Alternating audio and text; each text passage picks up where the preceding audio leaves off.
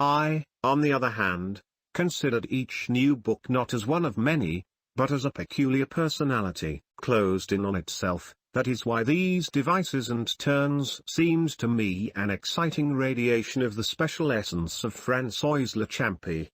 Under everyday events, under common truths, under current expressions, I caught an unusual intonation, an unusual sound.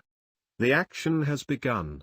It seemed all the more confusing to me because at that time I was in the habit of swallowing page after page and thinking about something else. To the gaps caused by my distraction, this time others were added. My mother, who read aloud to me, skipped all the love scenes.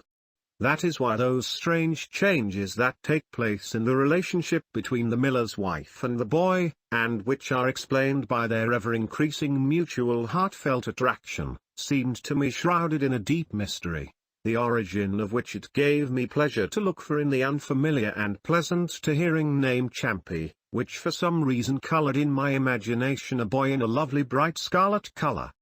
Generally speaking, my mother was an unreliable reader, but if she found a genuine feeling in a book, then she became an excellent reader. So true and simple was her tone, so beautiful and soft was the sound of her voice.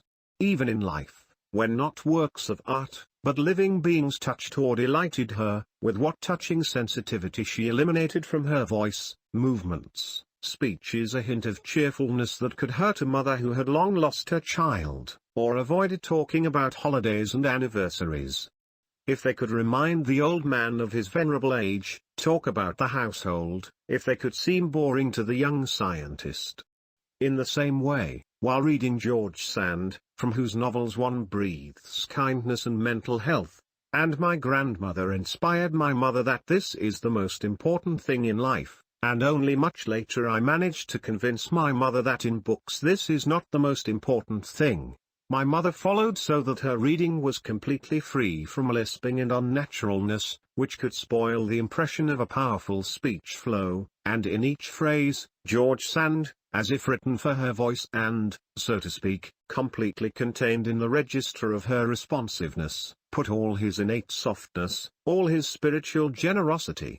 In order to pronounce these phrases correctly, she found in herself that cordiality to which they owe their appearance, which dictated them, but which does not find direct expression in words. With this cordiality, mother at the same time moderated the rudeness of tenses of verbs, communicated to the past imperfect and the past perfect that softness that is in kindness, that sadness that is in tenderness, connected phrases one with another, then slowing down the flow of syllables, regardless of their number, and gave phrases rhythm.